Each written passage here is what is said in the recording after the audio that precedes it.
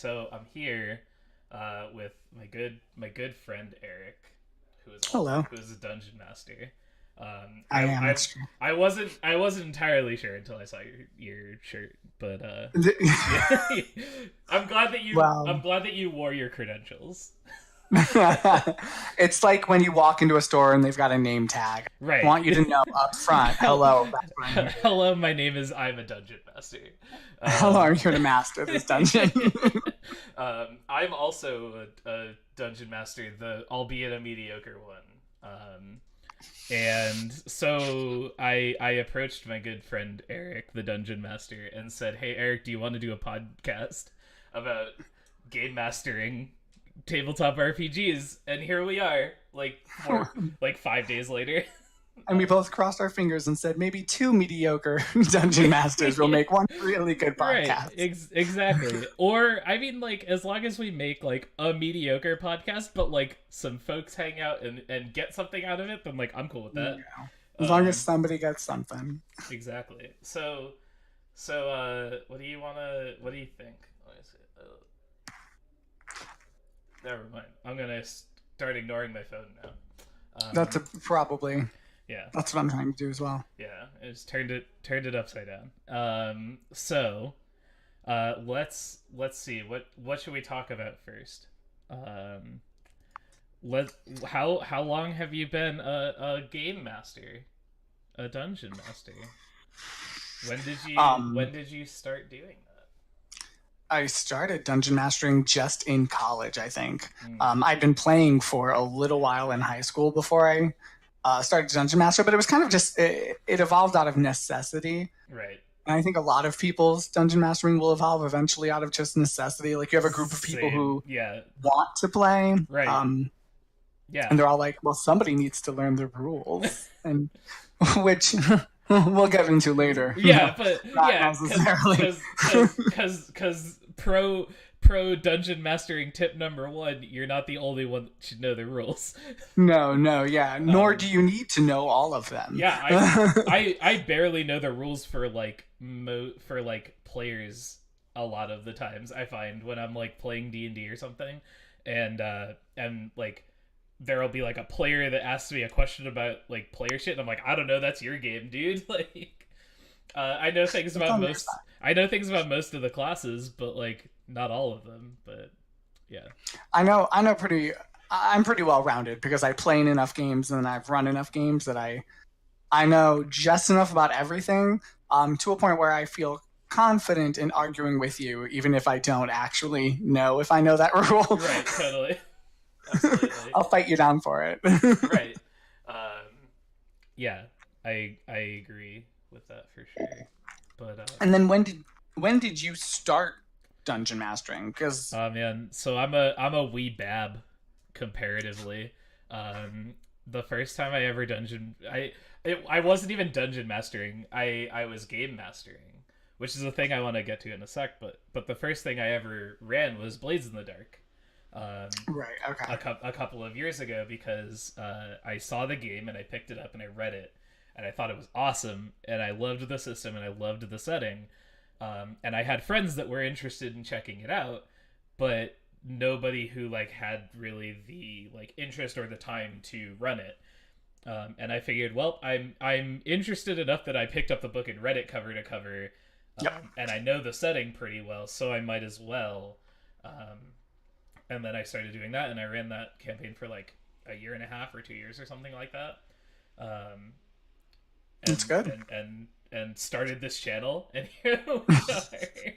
In the scheme of like average games, 1 to 2 years is a good game. Yeah, that's true. It was we were inconsistent, as I feel most campaigns are. Like it was hard to Yeah, get it can happen. yeah. If you don't like make it a consistent, because I have a game that I've been in for. It's the longest running game that I've been part of. I would say I've been in it for 6 years now. Mm, But it's because the group we meet every Wednesday night, and it's right. just set. So like every Wednesday we meet, Mm, and even if we don't play D&D or yeah, we're still playing D&D. yeah. We'll play board games or whatever. So Sure. it's still like we know every Yeah. Wednesday night we're gaming. Yeah, that's what I did. That's what I've been doing with like the Waterdeep game that we stream. Like every Thursday, like I've told all my players and they all know, like like Thursday is like we're gonna do a thing, and then even if someone can't make it, like I'll run a one shot, or Yeah. we'll play something else together, or like Right. we'll stream something, and like yeah. I wanted an excuse to play games consistently, so I started a Twitch stream. Like, What better reason? yeah, exactly. And it has since evolved into less of like I just want to like play games with people on time, and more that like I want to like play with everyone, and Right. kind of like get like everyone I know, because I know a lot of really cool people, and I want to like hang out and play games and talk with them on the internet. So you know, The best place to talk and hang out with friends. right? That's what I've heard at least. Uh, so yeah, so I don't know. So here's a question. Uh, Yes. where do you stand on the terminology of dungeon master versus game master? Honestly, I use them interchangeably. Hmm. I feel like they can be used interchangeably, um, Okay. because in most respects, I'm probably referring to the same person. So when I'm using them interchangeably, I'm probably referring to the exact same person The across like the Yeah. different spectrums of games that could be Right. referred to. Yeah. I've been consciously trying to shy away from dungeon master, um, and I think I feel this way mostly because I started as not a D&D player. Like Mhm. I watched a lot of D&D, but like the first thing that I ever played and ran was a non D&D game, Right. where like the language specifically calls it The GM, game like game master. mastering. Right. And I think I just like the terminology better. I feel like it fits more the kind of like what I feel I do when I am running a game.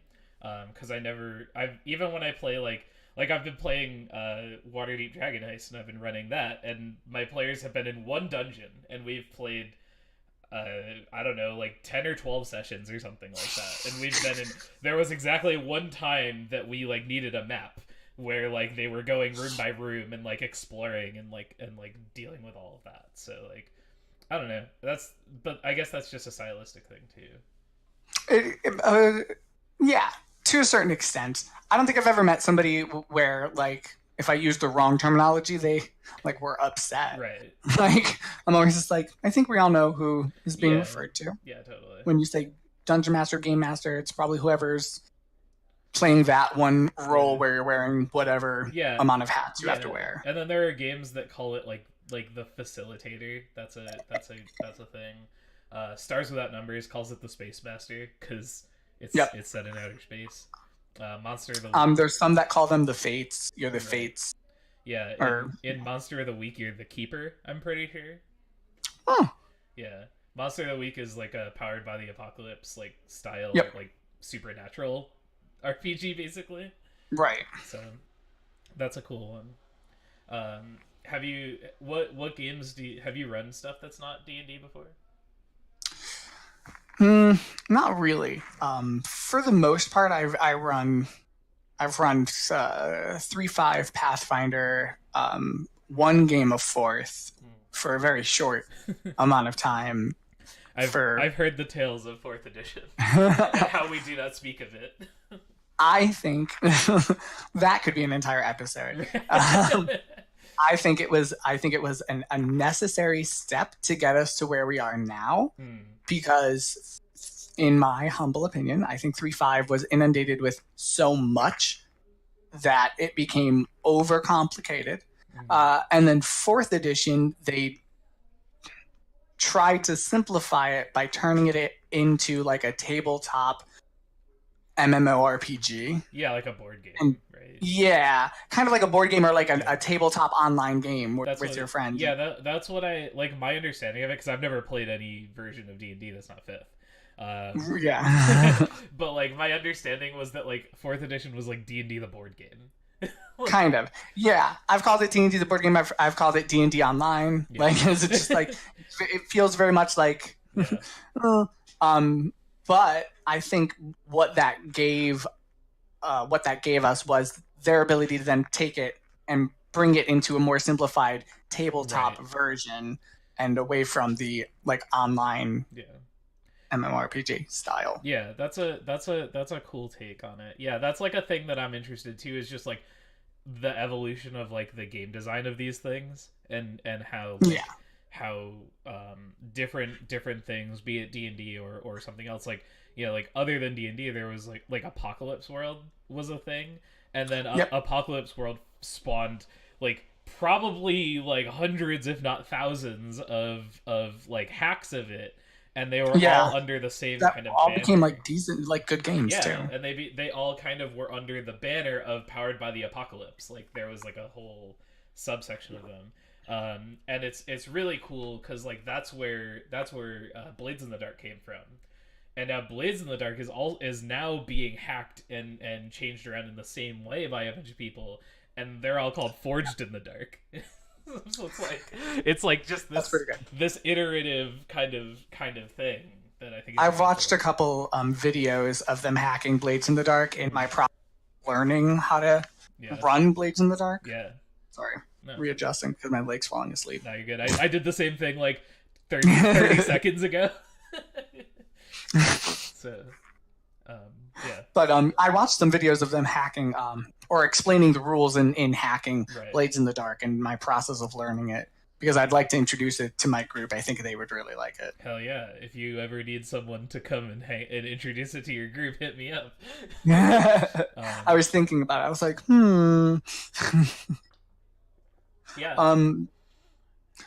I was about to say something and I just lost it. Wow. I'll get it. It's all right. It's gone forever. Just drink your coffee and that'll remind you. It did. It's funny. I think we come from good places to have this open discussion about game mastering or dungeon mastering because I've pretty much only run Dungeons and Dragons, but I've played every edition since second up to current. Right. So, in second, I played briefly once or twice, and it. Thaco. Okay. You mean you're not interested in someday doing like AD&D on stream or whatever? I would. I mean, it's certainly fun. Thaco, I still can't figure out, which is funny because I played for a little while, but like I was still like, did that hit? And everyone's like, no. What's Thaco? To hit armor class 0. So it's instead of trying to like, it's the reverse of what armor class is now. So whereas AC in Dungeons and Dragons now is like your AC is 15, so when you're attacking, you're trying to hit 15. Yeah. Thaco would be a lower number, and you're trying to roll under it. So if your armor class was like 0, that was like a that's like average, I guess. And then if your armor class was like in the negatives, it was like better because when you rolled, you then had to like take more away to hit it. But like, I'm not explaining it correctly, but like this is a great example of why I didn't understand it very well, and why I veered into third edition when AC came out. Yeah. I'd say that as though I was like old enough to understand all these things when these versions came out, which is not the case. Yeah. Yeah, that's weird. I guess all of those like old archaic mechanics are just a thing that are just like so behind my like peon mortal brain. Thaco, I still didn't understand it. Yeah. AC makes a lot more sense to me, so I understand it. I stuck with. Yeah, I get that. Yeah, I get the scale mail, and then I get shield, and now my AC is 17, and then I can sit there. And now you have to roll that or better with everything. Yeah, makes sense. Yeah, I get my. I pick a Warforged, and then at level 5 I have 22 armor class. Hello. Yeah. Also, I'm taking all these things from these different books, and I'm combining them together. Yeah. I have the... That was the fun of 3.5. Yeah. That was the fun of 3.5 when people would be like, no, it's from this book. And you're like, is that even a real book? It could be. It's very possible. I'll believe you. Sure. No idea. Yeah, because was that before... When was 3.5? Like, when was that out? If you're asking for exact dates, just like I guess. Let me see if I can think about it. I guess. When... Let's Google it. Live googling on the podcast. Here we go. Quality content. I'm trying to remember. I just read about this. Yeah. Oh boy, this is. I'm just wondering if like the internet was a prevalent thing, so you could like look up whether or not books existed or what books things came from or whatever. So okay, prevalent? No, I wouldn't say so much. The third edition came out in 2000, and then 3.5 came out in 2003. Okay. So like we had it, but I wouldn't say it was at the point that it was at like when fourth edition came out. We books were just we were still on like dial up and AIM at the time, right? Yeah, like yeah. Okay. So that just adds to the confusion because like there's a bunch of fifth edition books with a bunch of different stuff, but it's all like kind of organized online. Well, right. So that's part of it is because it also what is like official, and you know what's like either homebrewed or third party or what have you, right. And that's great. You should know those things because I introduce a lot of homebrew stuff into all of my games because I love it. But when you don't know what is like official and core, some of these third-party stuff can look legitimate. Oh, yeah. So if you don't know the difference, like it could easily be legitimate source material. Yeah. That somebody's bringing. So, and then it's just there's so much of it, and I know I would use obscure material all the time to build my characters. Sure. Yeah. I'm like, no. I do. I have 47 psionic points at level 1. No, it's normal. Yikes. I took the feat right there. Yeah. It's right there. It's like written in crayon on a piece of paper. No problem. It's like a mustard stain underneath it. I'm like eating a hot dog. I'm like, what? Like, yeah, totally. What is your favorite piece of homebrewed content you've ever made? All right. Jeez. I'm gonna just sit back and let you talk. I'm just gonna drink my coffee.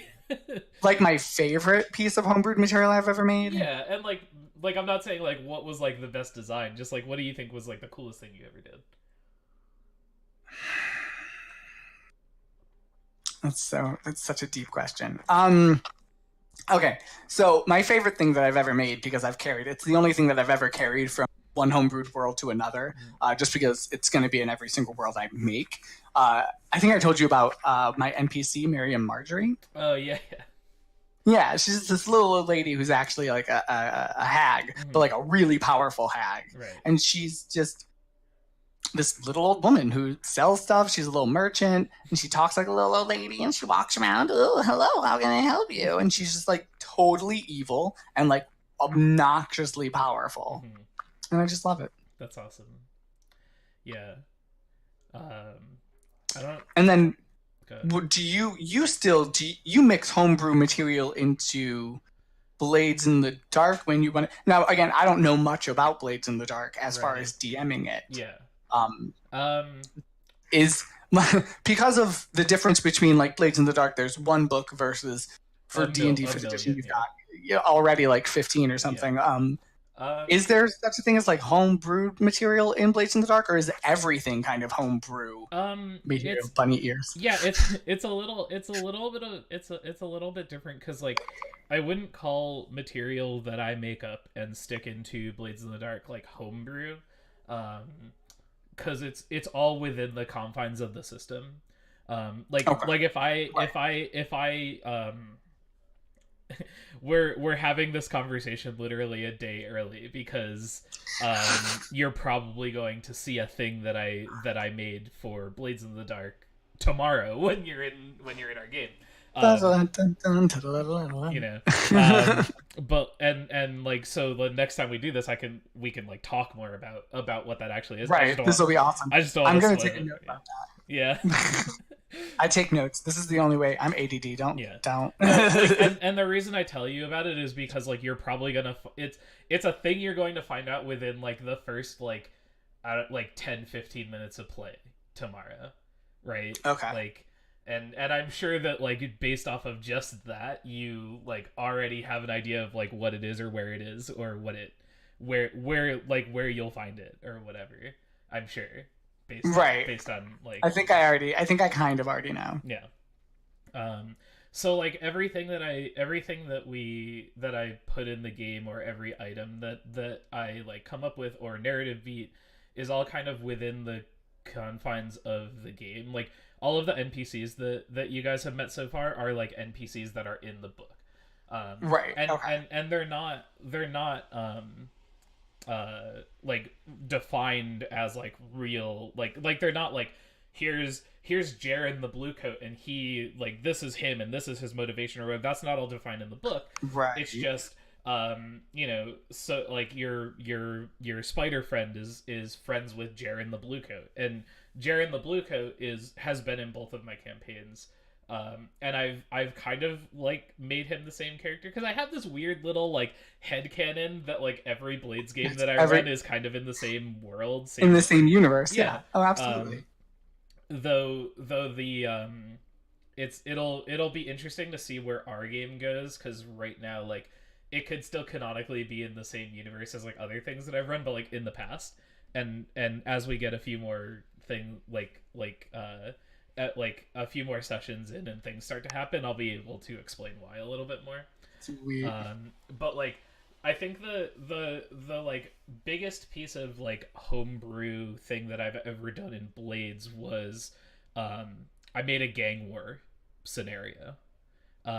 So it was two factions, and the PCs were kind of like thrown into like helping both factions like at the start, and then like kind of like had to like pick a side, and then they like could pick a side. And so um I had set up using all like clocks, because that's what Blades is like GMing in Blades is all about like using clocks It's all effectively. about like 4, And 6, and 8 yeah, segment so clocks. so Yeah. I made two 12 segment clocks, and one of them was And the 12 one of them was the morale for the lamp blacks, and one of them was the morale for the red sashes. And there was this giant like fight in the middle of Char Hollow.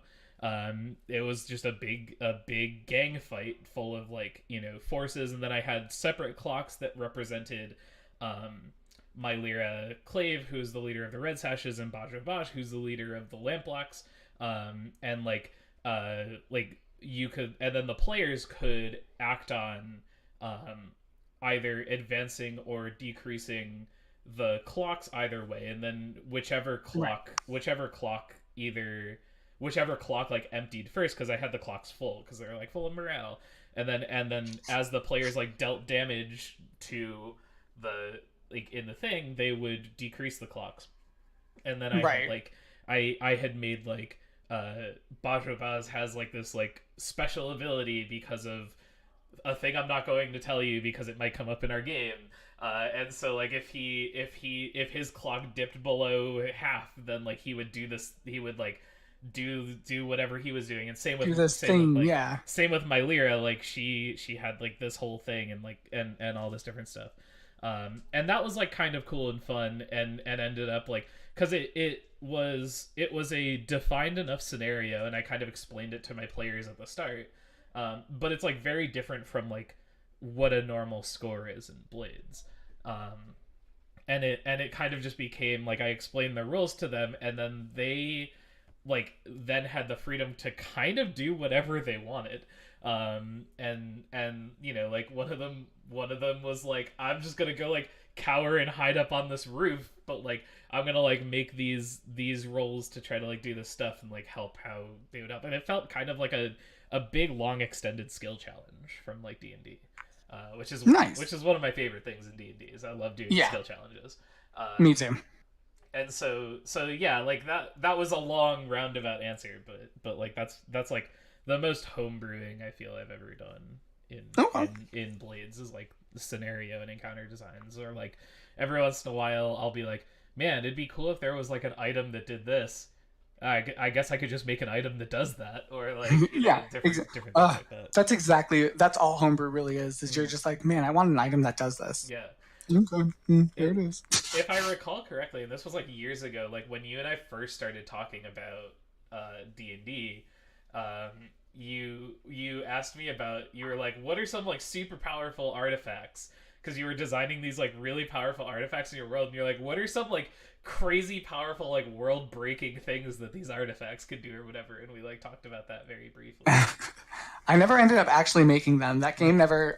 I never ended up finishing. So the party did collect one of the artifacts. They never actually used it, which, part of the thing is in designing these items, you always worry that they're probably never going to get used. Yeah, unless you're like very railroady about them getting it. Exactly. Yeah. So the party ended up taking the artifact and like putting it in a box and just like locking it away. Yeah. But it was interesting because I developed certain powers that the artifact could grant. Yeah. Based on its attitude towards the person who's attuned to it. That makes sense. So as they attune more and more to it, it just automatically starts to shift things about the person. Yeah, I love that idea. I love the idea of like magic items that like start as mundane, and as you like achieve like unlock things with them, and it becomes a more powerful thing.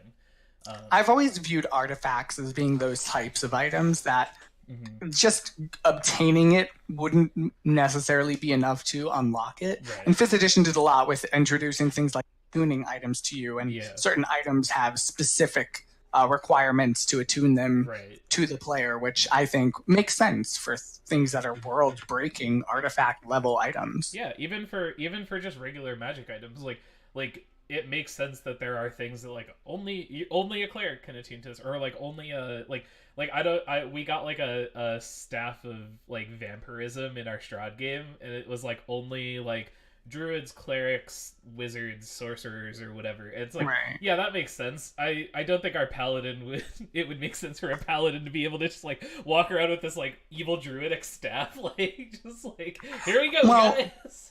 One thing I very much did enjoy about the 3.5 Pathfinder world is that you could do that. Like, magic items weren't necessarily restricted to certain classes. So, you could be a rogue carrying around a staff of invisibility or minor illusions, and just like maybe you had like a spellcaster teach you the words to activate it. So you're just like a fumbling rogue who's like, yeah, I just know I know this thing works. Yeah, like yeah, exactly. Like, yeah, who cares? Like, yeah, I love so I was like, there's like ways to do that with feats now though too. There's a feat that I took. I recently built a 5th level rogue for a new campaign, like an in-person campaign I'm gonna be in, and I took the magic initiate feat. Oh yeah. Which lets you take like two cantrips and one first level spell from any of the like sorcerer or wizard, I think, or bard or warlock or cleric. It's any of them. Oh, any of them? Nice. Yeah, it's really good. So you'll appreciate this, being the kind of gamer that I know you are. I'm a swashbuckler rogue, and I took warlock, so that and my first level spell is hex, because it lets me use my bonus action. Now I get essentially another sneak attack die, and then the cantrip that I took that matters is booming blade. Because fun fact, you can still sneak attack off a booming blade because you're still making an attack, even though it's not I'm still attacking with a finesse weapon, even though it's not like the attack action. So you can still sneak attack off it. So since we're 5th level, now every time I attack and I hit, I roll 6 dice. So it's like, you're the damage dealer, like that. And I haven't figured out yet how narratively I like my character would know these things, but I think it might be something like that. Like, I don't know, I got this book from this like old wrinkly dude once, and like I opened it and some guy talked to me a little bit, and so now I can like I can put lightning on my sword, so here we are. It's totally cool. Yeah, totally fine. Whatever, who cares? Do I want to do any more with it than that? No. Nope. Nope. It's fine. Good. It's fine. Good. Totally fine. Oh, that's great. Yeah. So yeah, totally. Like different magic items and like that sort of like specific stuff is cool. Now you brought up the feats. Are you familiar with how the feats from prior editions? No. um, they were like necessary enhancement of the character to allow them to achieve herodom or legendaryism. Hmm. Um, so they were things like, whereas in 5th edition, the feats are small, like packets of abilities. Yeah. Some of them, Yeah. you get like +1s to stats and the ability to like use your shield to block things Right. or whatever. No, it's like deflect arrows and push Yeah, people. sure. In prior editions, you had to take feats at certain levels. You not like had to. I'm saying that like the game forced you. Right. You needed to in order to actually finish leveling your character. Right. And they were things that legitimately your character needed in order to continue developing. Interesting. Now, in the prior editions, the different feats that you chose helped to customize the end result, in my opinion, a lot more than the mechanical choices you can make in 5th edition to get to the same end result. I guess I was going to ask you, do you feel that the feats in 5th edition are structured better, where they're optional and they don't feed as much to the mechanical side of the game as much as they feed to, well, they do kind of feed to the mechanical and flavor side. Yeah, well, some of them, right? And that's the problem. That's why like some like the feat system in and of itself is like a little busted, and that's and in that like they're not very balanced, and that's why a lot of DMs ban Lucky, right? Because like Lucky is insane. I have a very strong opinion about Lucky. Go on. Yeah, well, like I'm curious to hear it, but yeah, like I've been in games before. Like I personally don't ban anything because like if you take a feat and it's a little broken, then like whatever. And if you're using like the Sentinel feat, that's another one that a lot of people ban. And if like if I know that if like I don't ban it because I know that like if one of my players takes the Sentinel feat, then like that gives them and their character like the opportunity to make these like cool hero plays that are like very narratively fulfilling. It also allows me to like, it gives like, I have the knowledge, right, as someone designing these encounters. I know that little Johnny on his fighter took the Sentinel feat. It's like, okay, cool, I can design my encounter in such a way like where the Sentinel feat doesn't matter if I don't want to, right? I can just have a whole encounter of like flying archer assholes that like, and it's like nice Sentinel feat asshole, like and so I feel like banning like those kind of feats is a bit like like you're not using all of your tools as a GM to like really be able to like flesh out the encounter. Oh, absolutely. Or you actively don't want to use all of your tools in order to combat. Which is fair. Sometimes you just don't have the time to, or like the brain power, right? Like I agree with you in that I try not to ban feats from my game, especially not feats from the core rulebook.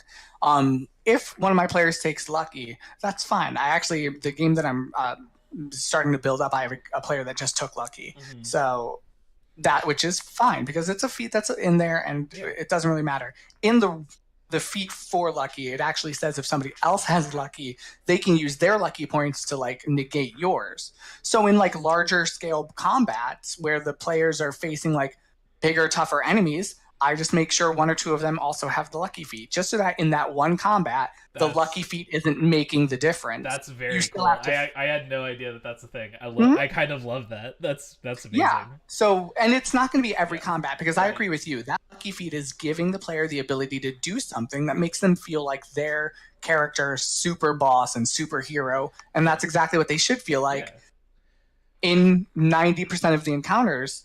Especially so that in that 10% of the encounters, decide, all right, this person has Lucky. You have 3 shots where you can negate their Lucky roll. They really feel that impact. Yeah, I agree, and like Lucky.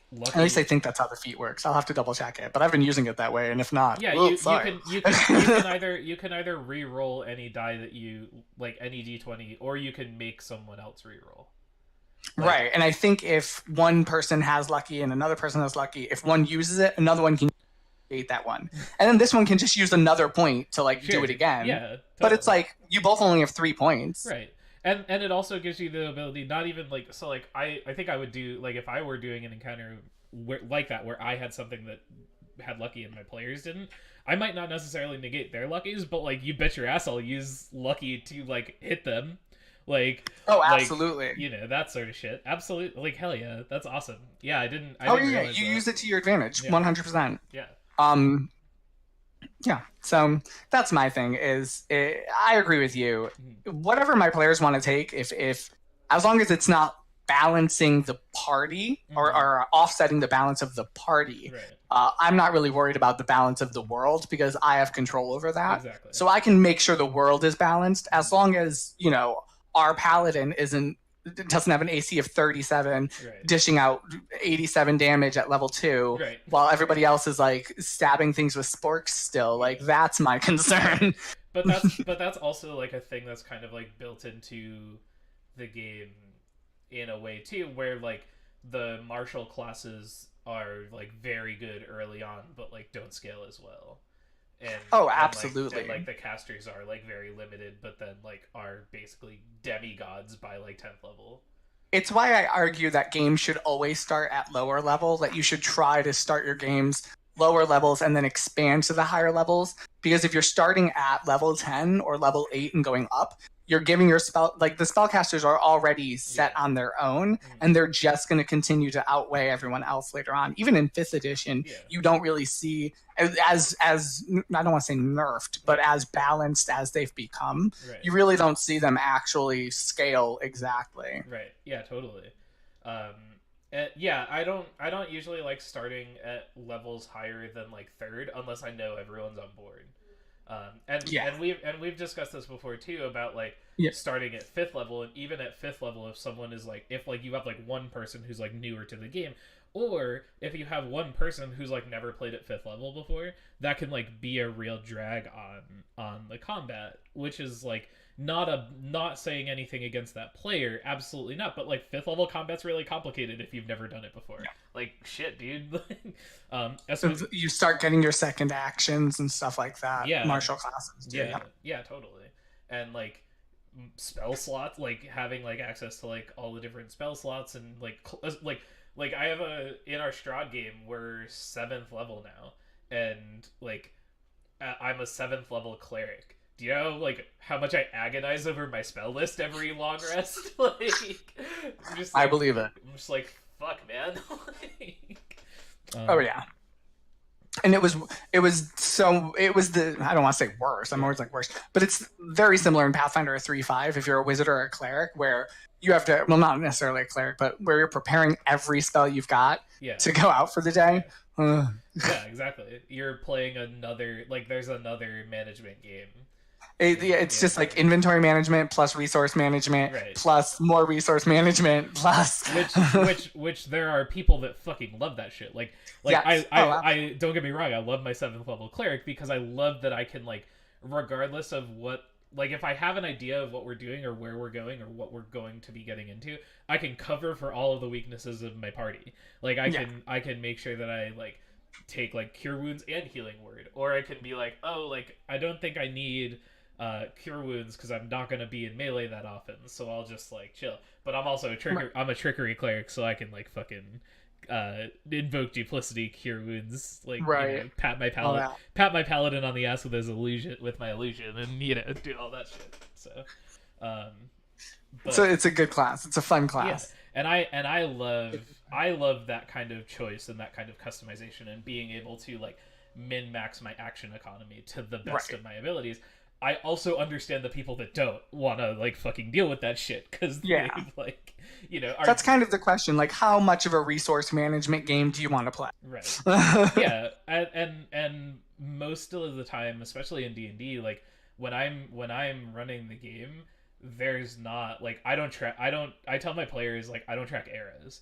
I don't track currency that's cheaper than a gold. I don't track like encumbrance unless it like actively comes up, right? Unless something is notably heavier than whatever your usual collection would be.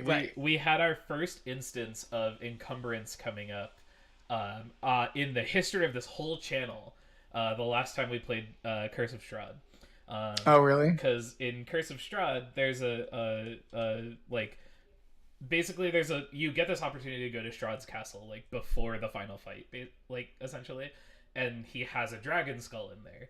And if you can get like there's a subset of like fallen paladins that are like, we're gonna be mean to you, and then like there's like one guy that's like, oh, maybe if you get this dragon skull back, then like they won't be mean to you. And so we get this invitation to go to Strahd's castle before the final fight, and like immediately the rest of like, I'm not even thinking about it, because in my head, like stealing a dragon skull from a vampire overlord is like that's not even like within the realm of possibility in my head. No. But like after we finished the session right before we went to the castle, immediately like three people in my party were like, okay, so how are we stealing that skull while we in there? Yeah, like so how are we accomplishing it's this? like, okay, we got a rogue, we got a paladin, like let's go, like we got, and I'm just like I'm like, do you guys realize like how heavy a dragon skull is? Like how like we don't have a bag of holding. How are we going to like get like all this stuff? And so we came up with like, we have to find it, and if we can find it, then like what can we do to get it out? And because we just got to 7th level, I have 4th level spells now, meaning that I have Dimension Door. And so I think to myself like, okay, so how does Dimension Door work with items that I'm holding? And so I ask my GM, and we look up the rules, because we play that campaign like relatively by the book, and we look it up, and it's like, as long as you're not like over encumbered, anything that you have with you gets transported with you. I'm like, oh, so theoretically, if I could lift up this dragon skull, I could Dimension Door with it. That's kind of dope. Right. Like, okay. And so we looked up the average weight of a dragon skull, because of course we did. Of course. Fun fact, it's about 250 pounds. Oh. Yeah, my character can't do that. My character is not a very strong boy. No. Our paladin is a very strong boy. And so, because I can Dimension Door with another person, as long as he could lift the skull, I can Dimension Door with him and the skull. And so now that's our plan. We're in the middle of the castle right now. We haven't finished it yet, but that's our plan. We're going around looking for the skull, and then we're gonna get to within 500 feet of the exit of the castle. And I'm kind of like mapping it all out like in my head and everything, because the castle's just a giant funhouse dungeon in Curse of Strahd. And so we're gonna find it, and then we're going to bring it over there, and then I'm gonna Dimension Door us the fuck out. And everyone's like, yeah, okay, cool, we figured it out. And then I told, because we have a rogue and a ranger, and I was like, well, like, I can get like Paladin and I out, but y'all will be on your own. And they're like, we're willing to take that chance. Like, all right, so now we're on a quest to steal a dragon skull. That's the only time like encumbrance has ever come up in that's about right. Yeah, however many hundreds of hours of tabletop games we've played on this channel. But the only time it's ever come up in campaigns, like seriously in campaigns that I've been in, was if we find like treasure that is obnoxiously large. Right. In one campaign we found like a statue that was made out of gold. So of course we were like, well, is it like solid gold, or is it plated, or does that? But it was like solid gold, but it was way heavy. So we were like, a giant foil wrapped chocolate bunny. Yeah. Well, so in the game we found it really early on. Like we couldn't bring it with us, and like the DM wasn't the type who was going to let us like bind it up with cords or whatever, and all of us just drag it through a dungeon back to town. So we recorded where it was, and then went back at higher levels, and we were like, is it still there? And the DM's like, yeah, nobody ever came for it. And we were like, great, shrink item. Yeah, there you go. Now it's ours. Got him, coach. Yeah, that's a big part of like the end game of Dragon Heist. Dragon Heist is all about, there's this stash of like a huge fortune in gold dragons somewhere underneath the city, and like there's a bunch of baddies trying to get to it, and like the players get swept up into it, and like a part of that is like you can find the vault, and you can like deal with all of the obstacles, and you can get to the stash, and the stash is a giant hoard of like, I don't know, like 50,000 gold dragons or some silly like a fuck you amount of money, right? Right. And it's like, okay, cool, we found it. All right, what are you gonna do with it? Well, we're gonna use part of it to. How are you gonna get it out of here? Like, great. How are you gonna get it out of here without the city watch noticing you or whatever? Oh boy. Yeah. So I think that's half of, if not more, of the fun of D&D is getting yourselves into situations. All right, Yeah. did now what? Yeah. Totally. Uh, I agree, and I think a lot of my disdain for like the minutia of D&D comes from, again, Blades in the Dark. Because in Blades in the Dark, I explained to you guys the currency system last time. It's just Yeah, coins, which is like the equivalent of like it's a stand-in for a suitcase full of money. right. Just whatever I amount of money that's necessary. I sort of envision it kind of like the coins in John Wick. Like, you know how in John Wick you have the coins and they're like good for like Yeah, favors. I imagine that, but like instead of a favor, it's good for however much money. But like right. the game calls out like the characters. It's implied that the characters have any like mundane amount of like change for whatever that they want to have. So if like you wanted to like buy a hot dog on the street in Blades in the Dark, you probably don't want to. It's probably haunted, but you could Haunted hot dog. yeah. You know my secret now. That's how Felicia's gonna get me. That's how Felicia's gonna get you, man. It's gonna happen. You're gonna be buying some street meat one day. Oh boy. Oh boy. It's a new character trait for you. Incredibly paranoid My new about. my new vice, street meat. Yeah, totally. Um, so yeah, But that's yeah, that is one system within Dark Blades that are Blades in the Dark that I very much enjoy. Dark Blades. That I very much enjoy the idea of money only comes in as a factor if it's Yeah, some obnoxious amount that Yeah. you're requiring, and then even then it's just Yeah. you have X amount of yeah. Like you and like the main things that you're using coin for is like to pay to win on rolls during downtime, right? Like that's like someone in my first campaign called it that, and I was like, that's what it is now. it's pay to win. That's Yeah, what it is. You know, like because you can pay to win like almost every downtime roll that you make. You can pay, and you can burn a coin for additional downtime actions too. So like you can like if you like use both of your actions to indulge your vice, and you still have like five stress at the end because you like rolled really shitty on your vice rolls, you can be like, all right, cool, I burn a coin to like do it again, let's fucking go. Like, you know. So that might be what I'll do next time yeah. because I have so much stress still. Right. Yeah, you play that game kind of like I do. I'm even faster and looser with my stress than you are when I play Blades in the Dark. Feels like the thing to do. Yeah. Well, because like I just think that's what makes the game interesting, right? Like playing Blades in the Dark like super cautiously and super carefully is a thing that you can do, but like throwing caution to the wind, and like when you kind of realize that like getting your first trauma or even your second trauma or even like for me personally your third trauma, like that shit don't matter. Like Right. in competitive Magic the Gathering, your life total don't matter until you're dead. Until you're like, dead. so that's the school of thought that I come from. So like You can win at 1, you can win at 20. yeah. And so when we were doing our first campaign, we did like little side we called them side jobs, where one of my players would GM if they were interested in trying to like GM a score or whatever, and I would play an NPC that was working with them called Vincent, and Vincent played in 4 of these side missions, and he got 4 traumas.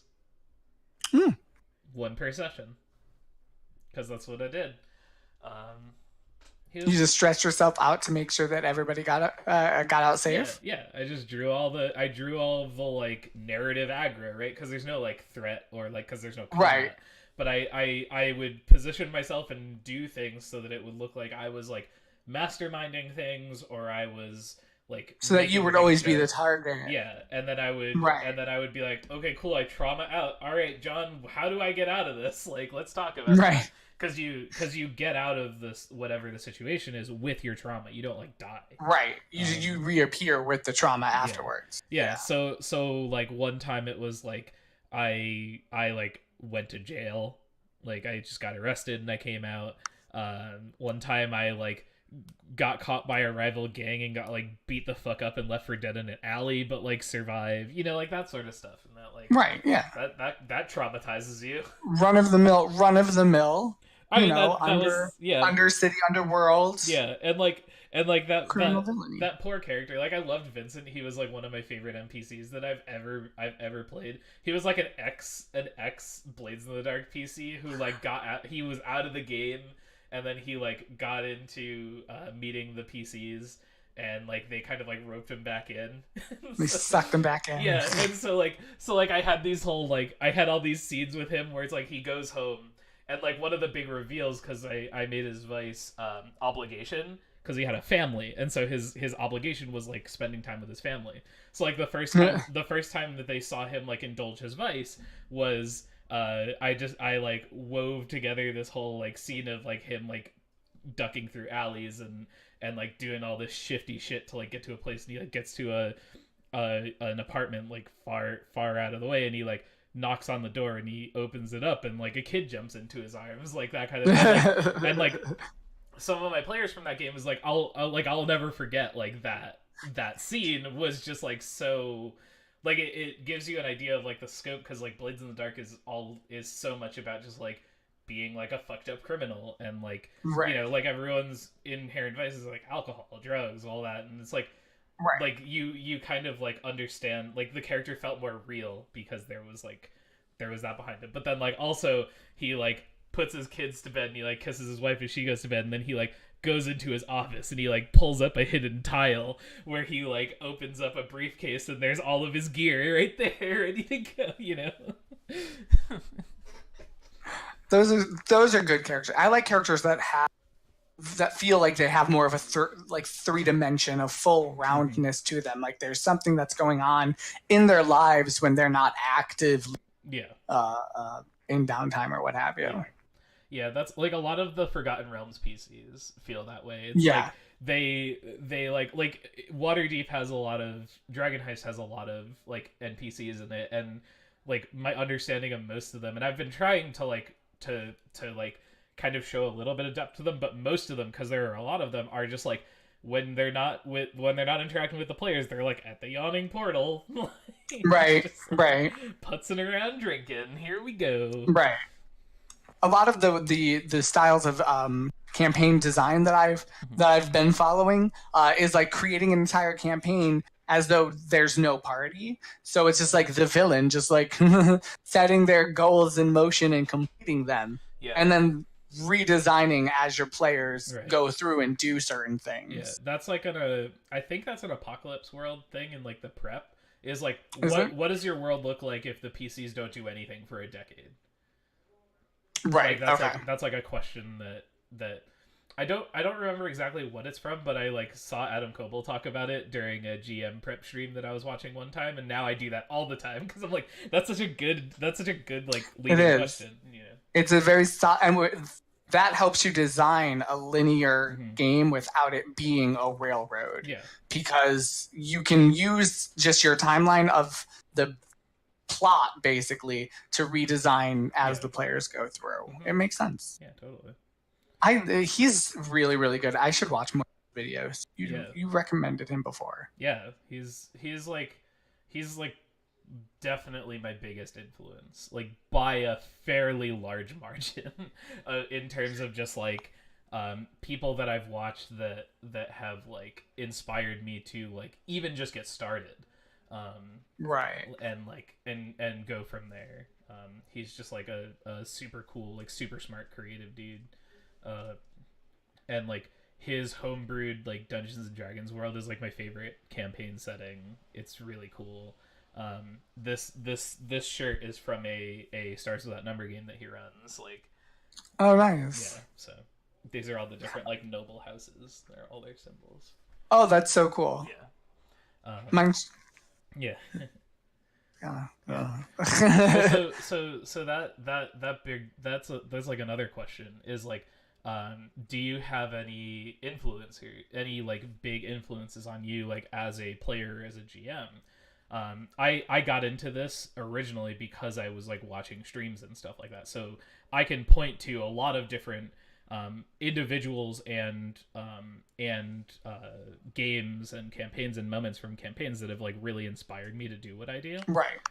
But you got into it at like a younger age before all of that shit like really was taking off. So like, do you have like any like influences in that regard?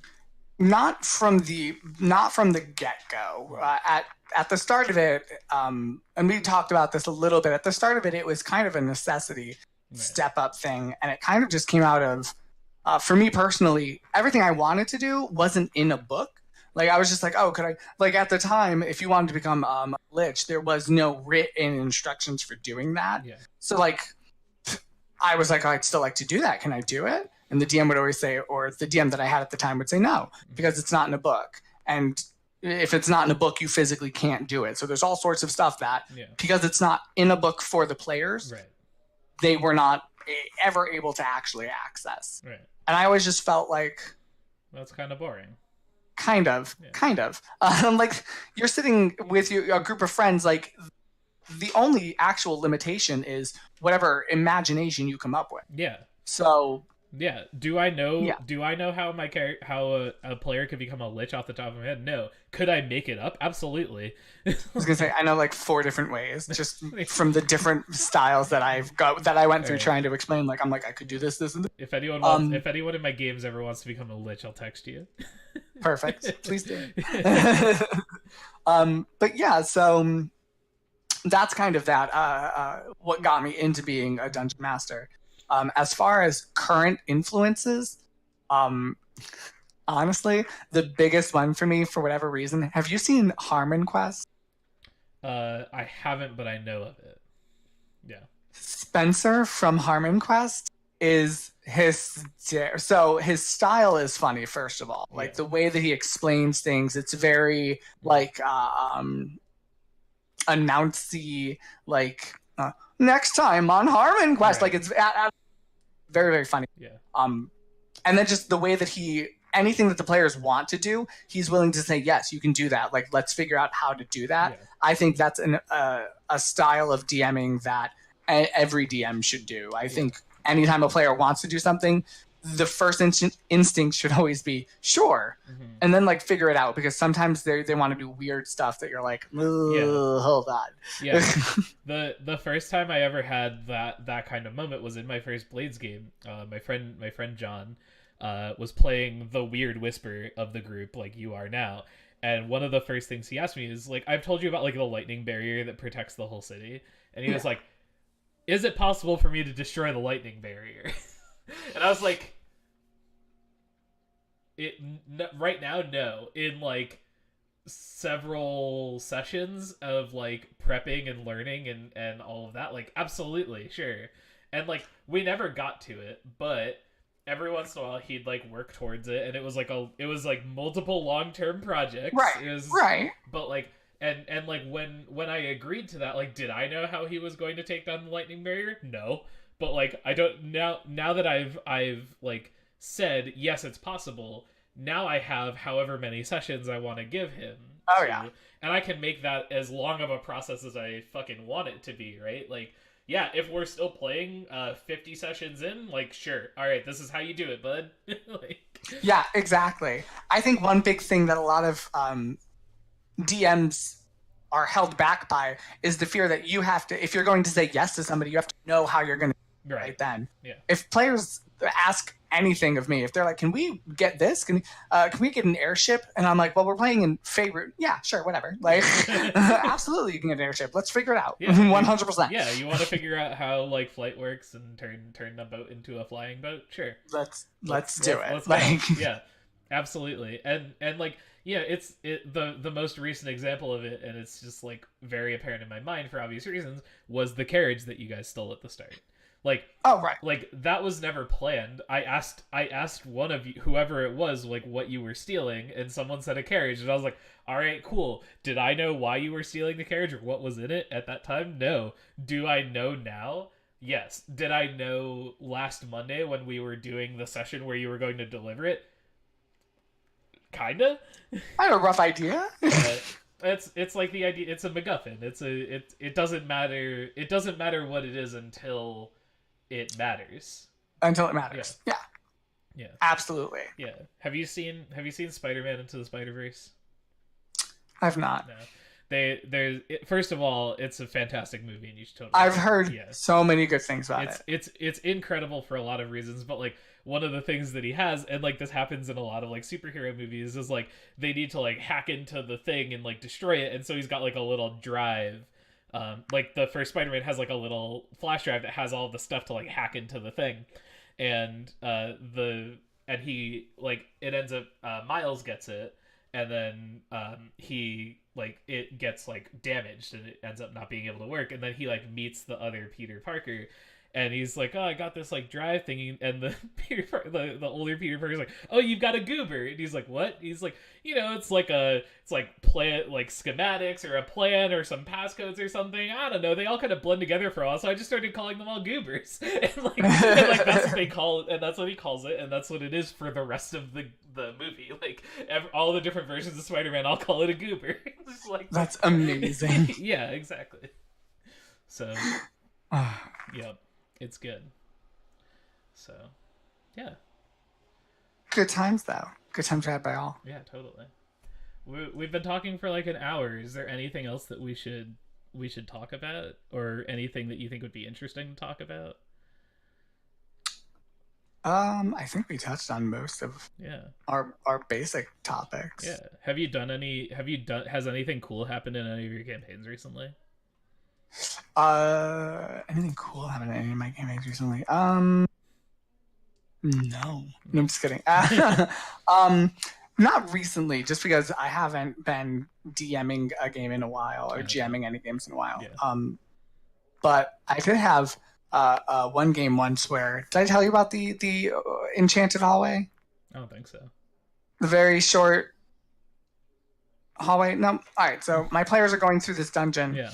And back when I was running this game, I had this weird obsession with making like every encounter like as tricky as possible, like so that there's always some kind of a. So it became like every 5 steps they were like checking for traps, and it's like I've since stopped doing that. But one of these said encounters was a room that was a hallway, but you have to picture the hallway as being like, I think it was 20 feet long, but like 50 feet wide. So like the door you walked in on and the door you were leaving to were like closer than the ends of the actual hallway, which were like wider out this way. Right. So it was just like, it looked like the hallway was just built wrong. Yeah. Like they dug out instead of right. across. Right. Someone in level creation, someone like flipped the block.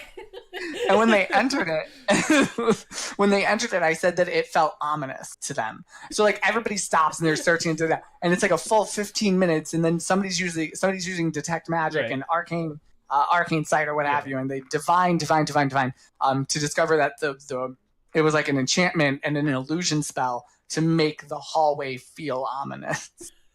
And like that was it. That's the like best. It was just that the hallway was weird and ominous feeling. That's very good. I appreciate that. I love doing stuff like that. Yeah. I'm an asshole. Yeah. And illusion magic. Oh, any of my players can tell you how much I love illusions. It's dude, disgusting. I hate illusion magic so much because it's like it's so like weird and open to interpretation. That's a lot of, like, part of why I like it so much. I feel like the most arguments I've ever gotten into or seen anyone get into in Dungeons and Dragons is, what can I do and not do with minor illusion? Right.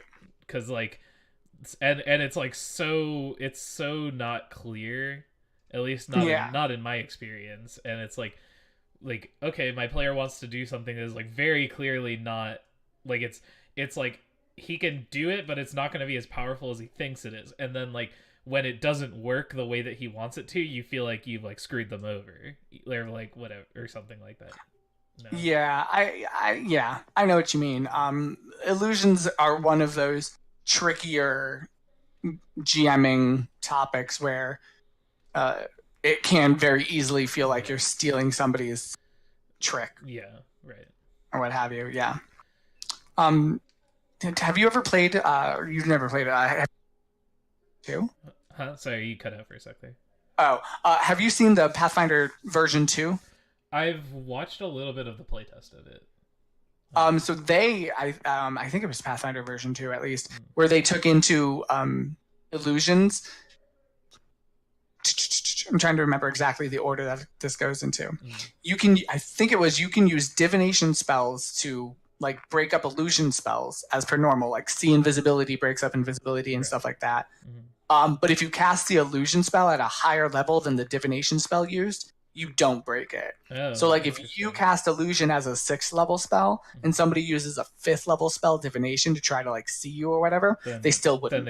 Which I thought was very interesting. That's really cool. Yeah, because that gives a lot of play to it too. It also gives illusions a lot more sustainability in long term. Yeah, because there's like now you can have like a concrete reason instead of just being like like instead of just that the big one though is like when do you offer your player a chance to like tell if it's an illusion or not? Right. That's the one that I always run into. Yeah, I've never. You've never come across that? I don't think so. Not that I know of. I like to place illusions like there already. So when the players walk in, the illusion's already there, so they don't have a reason to know it's an illusion right away. Right. So the trick is getting to at what point would a player check for an illusion. And at least at my table, we have plenty of home rules already set in place about it because I've done this so many times that we had to come up with concrete. The Eric addendums. It really is. Because it got to the point where like they'd walk into a room and somebody would be like, "Welcome to my shop," and they'd be like, sense motive, is this a person? Real?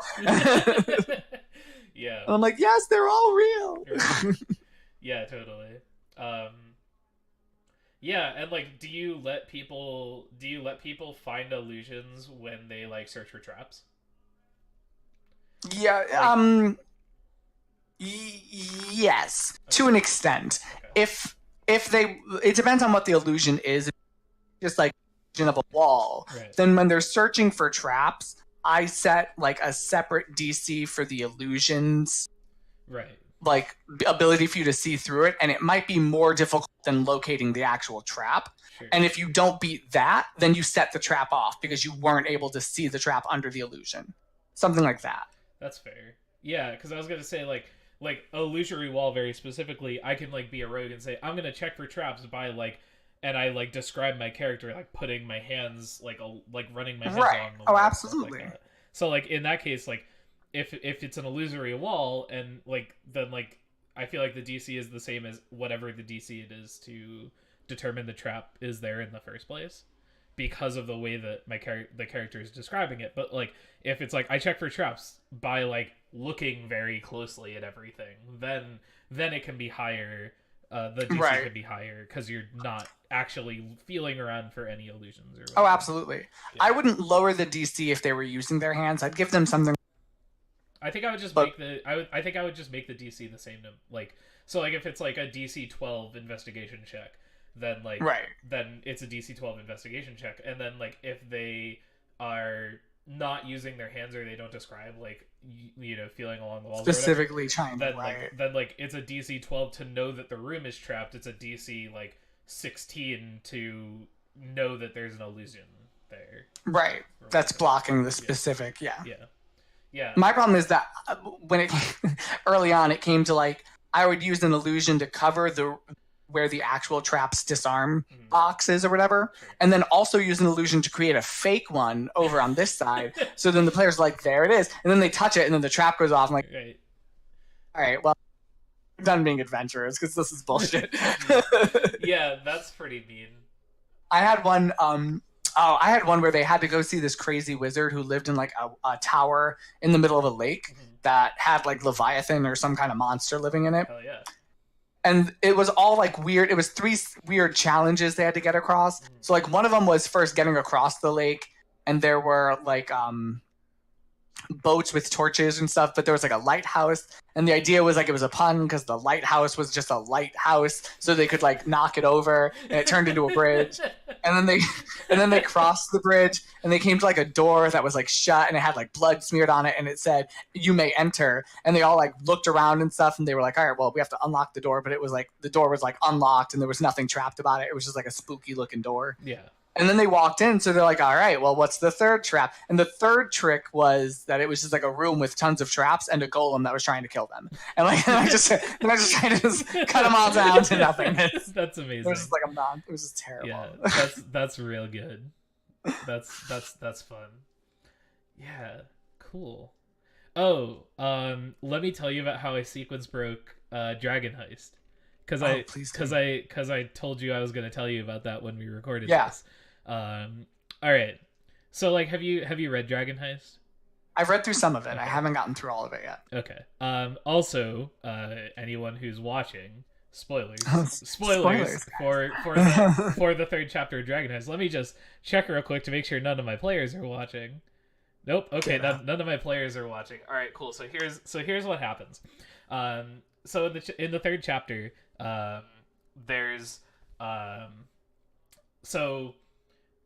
there's the like giant cache of gold hidden under the city. The key to get into it is this artifact called the Stone of Galore.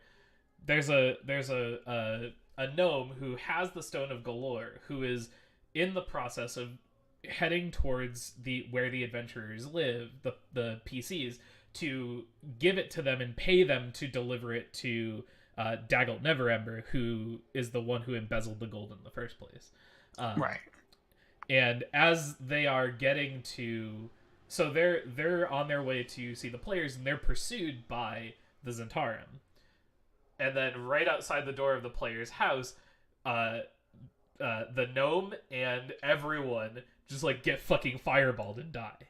That's the start of chapter 3. Ooh. Okay, the fireball. Yeah. Which was a fun scene for me to at the start of chapter 3. I was like, all right, so you guys are just in a nice, peaceful, serene, everyday morning at your house. What are you all doing? And I let all the characters describe themselves like relaxing or, sleeping in or like talking, having conversation.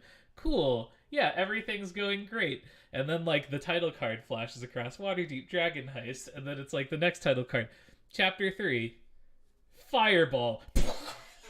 and like go into it and there. then everything explodes. Yeah, and then everything goes to shit, and it was really fun. But so the thing that cast the fireball was a clockwork automaton called a Nimblewright, which was working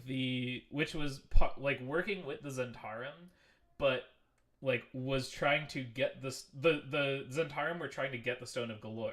The Nimblewright was working with the Zentarum, but was trying to get the Stone of Galore instead of the Zentarum for was working towards double crossing them, and like had a necklace of fireballs, and so like saw that the Zentarum were about to get the thing and just like fucking fireballed everyone.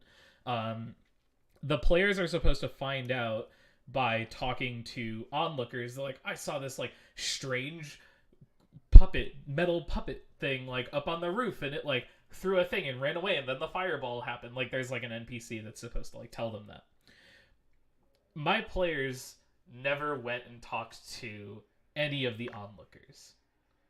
They like ran into one of them, like just like, and they found the necklace of fireballs because they ran into a kid.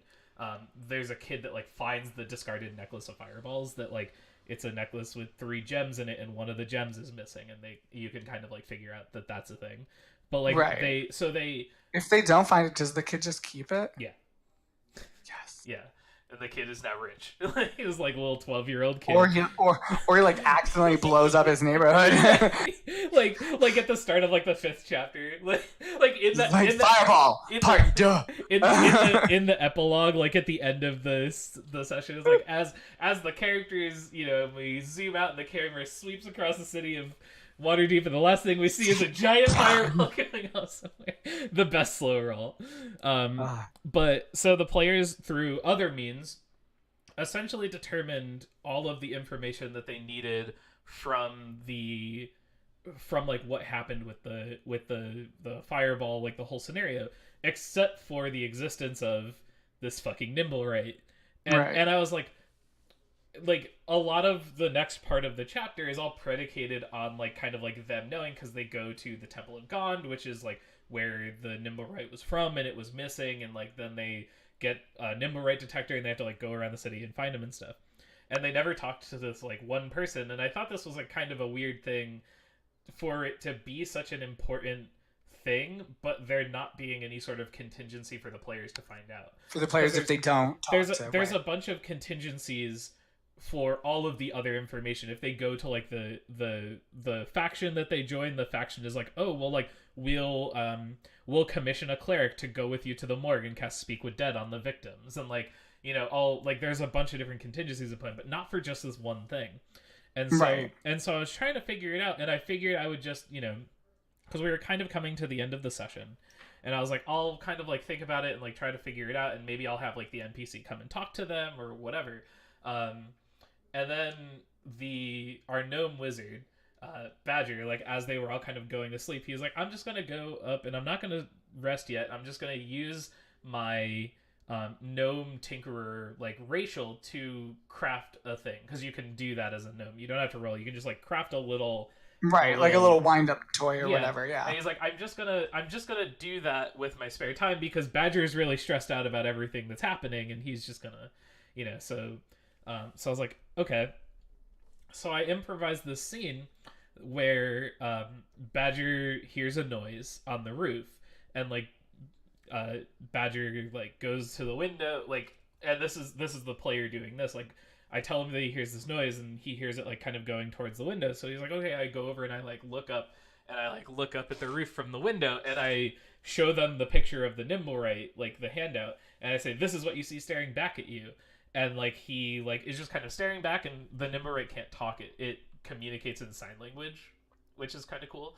And it like, you know, kind of like looks at you, and it like grabs onto the ledge of the roof and kind of like hangs down. So now it's hanging from one thing, and it's like kind of staring at you.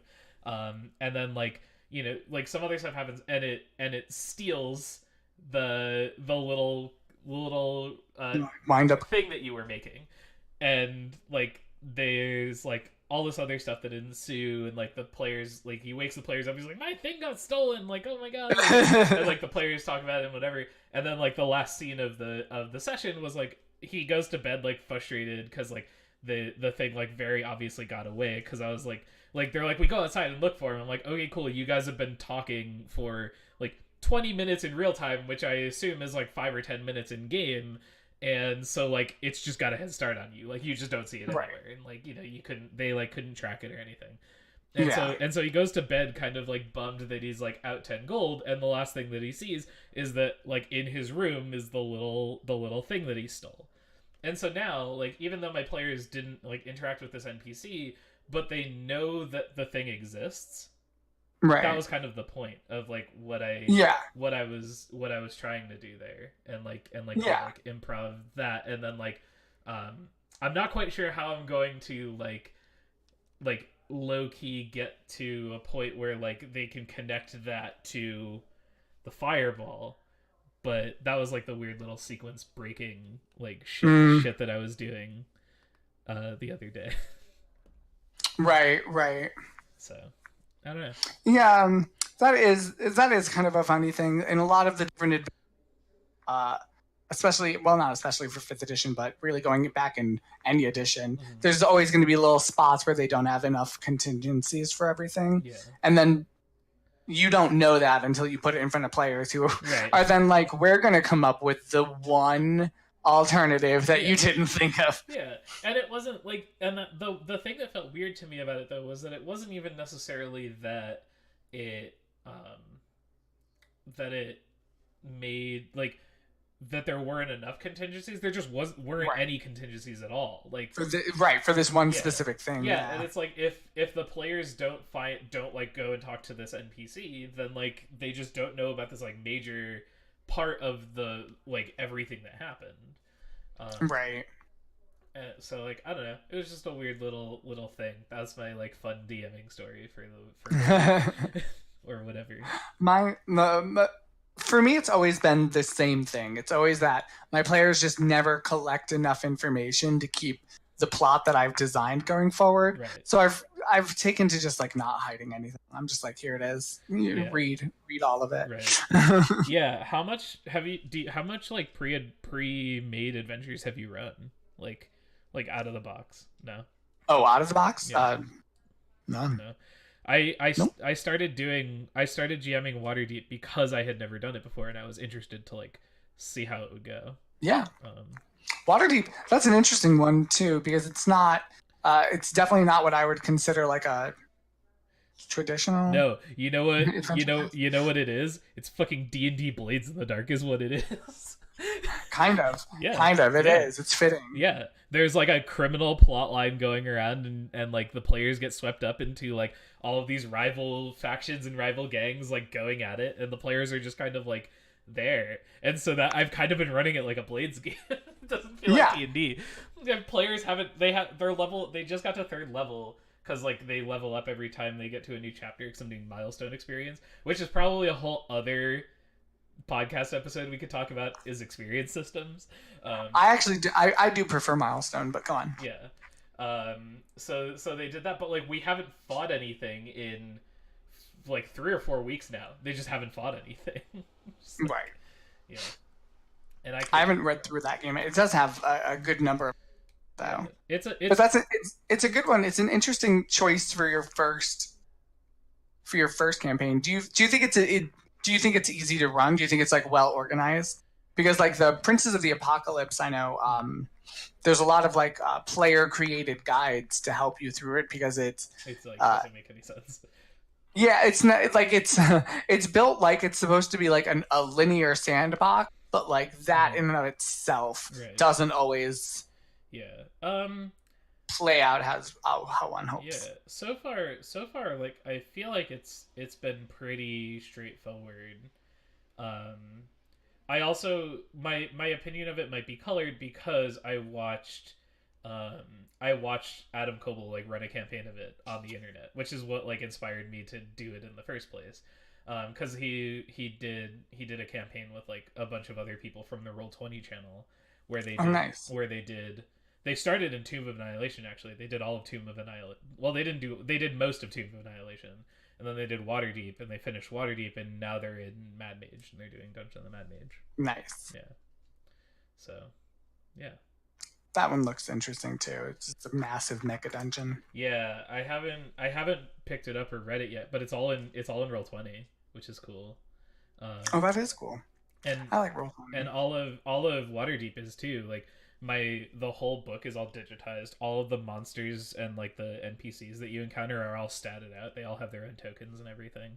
That's awesome. All the maps for all the different like dungeons and different places that you can go to, they're like if the game dictates that you go to a place, there is like a detailed map of it and stuff like already. That's made. cool. It's really neat. Yeah, it's really good. If I run Mad Mage, that's what I'll do. I'll definitely buy it on Roll20 the same way. That would make sense. Yeah. If you haven't read Mad Mage yet and you want to play in it, I do plan to run it at some point. If you want to, I will. I actually will. It's just a massive kind of dungeon crawl, and I'm all for that. Yeah. So I'll not read that one. Yeah. Because I started to sorry, go ahead. No, go ahead.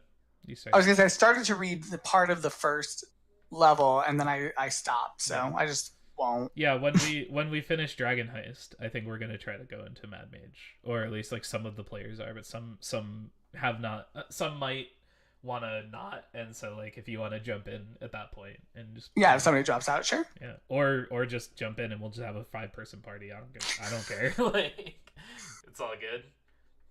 Cool. All right. Well, we've talked for an hour and 23 minutes so far. That's a good amount of talking. I think so. So yeah, so we'll do this again in like 2 weeks. We'll like hash it out, kind of like maybe have a bit of a structure, and maybe have topics instead of and because I mean I could sit here and bullshit with you about tabletop games forever. 100%. So we'll try to like be a little bit more focused. If anyone watches this and wants to hear us ramble about anything in particular, Please suggest yeah, below. shoot a message on like either like Twitch like while we're streaming or um like anytime I'm streaming, just like let me know, or Twitter is another good way to get at me. Um, at the frog is dead, Get and at me. you know all that stuff. I don't know. I'm real bad at doing the like marketing part of this. I'm still working on it. Stream me outside. Right, right. Smash that subscribe. No, smash the like button. Smash the like Smash button. that like button. Comment down below. All of that stuff. Oh yeah, this will be up on YouTube. So like, hit us a YouTube comment if there's a thing you want to talk Oh about. yeah, do that too. Yeah, down there. Um, up there. I don't know. Where are the YouTube comments? I think they're down there. Cool. All right. Well, this was fun. So we'll sign off. We'll say goodbye to the internet. Bye, internet. Bye.